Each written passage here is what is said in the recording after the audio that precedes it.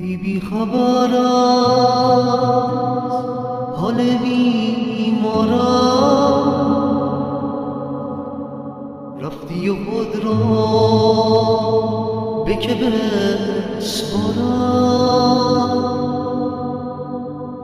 باور نکردی حرف قلبم را،